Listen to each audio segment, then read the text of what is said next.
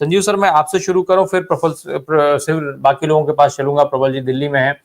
Sanjeev sir, CAG की report Bharatiya Janata party रखेगी विधानसभा के अंदर, एक तो वो ये दावा कर रही है। दूसरा, शीश महल को लेकर के दावे लगातार चल रहे हैं। भारतीय जनता पार्टी के जो प्रदेश अध्यक्ष हैं वीरेंद्र सचदेवा, वो कह रहे हैं कि दिल्ली का मुख्यमंत्री इस शीश महल में नहीं रहेगा, और इसके साथ साथ उस शीश महल को जनता के लिए खोलने की बात कर रहे हैं।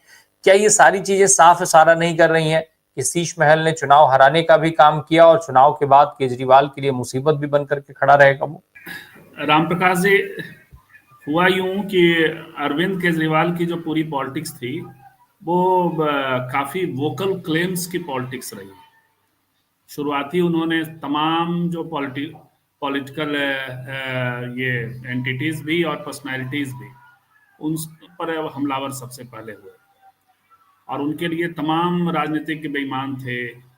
तमाम राजनीतिज्ञों के लिए जो खासकर सोशल जस्टिस के प्लेटफॉर्म से आने वाले राजनीतिज्ञों के प्रति जो उनकी टिप्पणियां आप पुरानी याद करिए, तो उन्होंने इतना एकदम हाई मोरल खड़ा किया कि वो भ्रष्टाचार के खिलाफ, और वो सारा आपको याद होगा कि लोकपाल बनवाना है और सारी चीजों, जो अब इनके आने के बाद लोकपाल का क्या हश्र हुआ।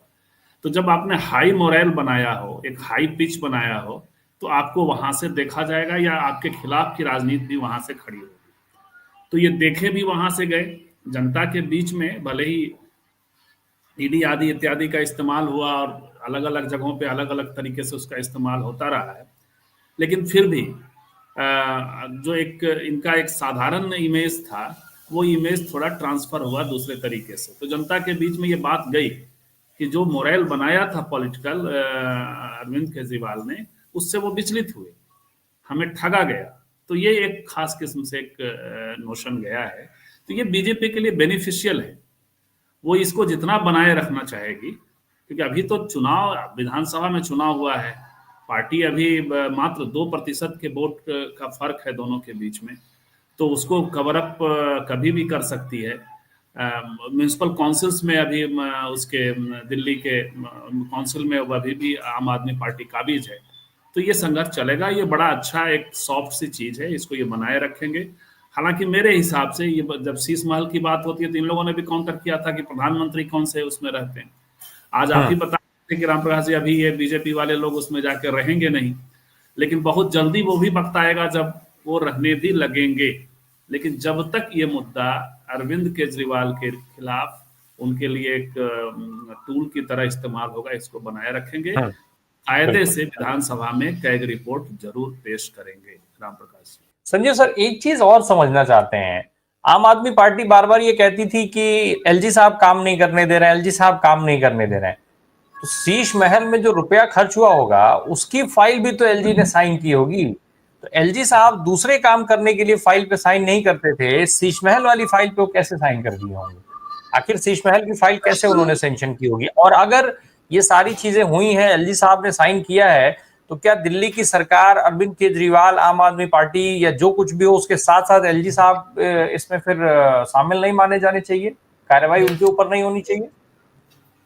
देखिए राम प्रकाश जी, निश्चित तौर पे इसमें फाइलें वहां गई होंगी और साइन भी किया होगा, लेकिन ये मुद्दा बनाया गया है। मैं वही तो कह रहा हूं, शीश महल सच कोई ऐसा मुद्दा नहीं था, लेकिन ये मुद्दा बना। और मुद्दा इसलिए बना कि अरविंद केजरीवाल ने एक हाई मोरल बनाया था पॉलिटिक्स का, आम आदमी वाला, जो हम वैगनार से चलने वाला जो था। तो वो जो इमेज है, उस इमेज के बरक्स जनता ने इसको देखा और ये इसको फिर सूट करता है। अदरवाइज आपने देखा अखिलेश जी ने जब सीएम हाउस जब छोड़ा, तो आपने देखा क्या क्या बनाया गया उनको लेकर के। अब बनाने के भी तरीके भी अलग अलग हैं। अखिलेश जी को चोर वाला बनाया गया, क्योंकि आप समझ सकते हैं इसमें कास्ट का विमर्श भी हम चूंकि कास्ट, हमारा लेंस कास्ट वाला है और बहुत सटीक लेंस कई बार काम करता है। उसी लेंस से हमने अरविंद केजरीवाल को भी पकड़ा था, और तब जब पूरा देश पागल हो रहा था, तब भी हमने कहा था कि अरविंद केजरीवाल एक खास एजेंडे के तहत संचालित आंदोलन है। और आप सबको पता है कि कैसे यूथ फॉर इक्वलिटी से पैदा हुआ ये आंदोलन और एंटी रिजर्वेशन आंदोलनों के क्या सब देश भर में। लेकिन बहुत कुछ राजनीति होती है राम प्रकाश जी, और कुछ कुछ चीजें काव्यात्मक न्याय के तौर पे भी देखना चाहिए। मैंने जब ऐसे चुटकी लेते हुए लिखा था कि देखिए काव्यात्मक न्याय भी क्या होता है, कि शीला दीक्षित जी को बदनाम किया गया, या शीला दीक्षित जितना करप्शन और क्या सब चीजें थी, लेकिन उससे ज्यादा शीला दीक्षित जितना जो किया उससे एक अलग ये इमेज बना। तो संदीप दीक्षित ने नई दिल्ली में जाकर के अरविंद केजरीवाल को हराया, और मनीष सिसोदिया उसमें शामिल थे, तो वो पटपड़गंज से आ करके जंगपुरा में हारे। जंगपुरा में संदीप दीक्षित रहते हैं, शीला दीक्षित का घर है, और नई दिल्ली में खुद संदीप दीक्षित गए। तो ये एक खास किस्म का काव्यात्मक न्याय हुआ कि दो योद्धा उनके संदीप दीक्षित के जोन में जाकर के शहीद हुए, ऐसे देखा जा सकता। वही काव्यात्मक न्याय अभी फिर से है, यही सीएजी थी, ऐसे ही सीएजी का प्रसंग था। आपने 000 उस समय तमाम बड़े पत्रकार, अभी हम लोग उस समय भी कहते थे कि ये 00, हालांकि अर्थमेटिक समझ में नहीं आता है, लेकिन भ्रष्टाचार को परिभाषित करने का जो आप वही कास्ट वाला लेंस है, वो हमारा लेंस कहता था कि कुछ तो गड़बड़ है भैया।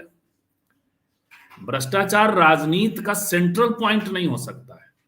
भ्रष्टाचार एक विषय है पब्लिक लाइफ का, लेकिन वो राजनीति का सेंट्रल पॉइंट बना था। तो आज जब सीएजी उसी तरह से पलट करके, उस समय विनोद राय थे, अब जो सीएजी का रिपोर्ट है, तो ये बीजेपी को सूट करता है, और पहले कैबिनेट में ही वो ये सब कुछ करने जा रहे हैं। लेकिन मजेदार ये है कि अब देखिए सी वोटर और उसका सर्वे आया है कि आज चुनाव हो जाएगा तो 381 सीटें बीजेपी को आ जाएंगी। अद्भुत है। और जो है वो सब मिला करके 281 सीटें, और सब मिला करके 350 के आसपास।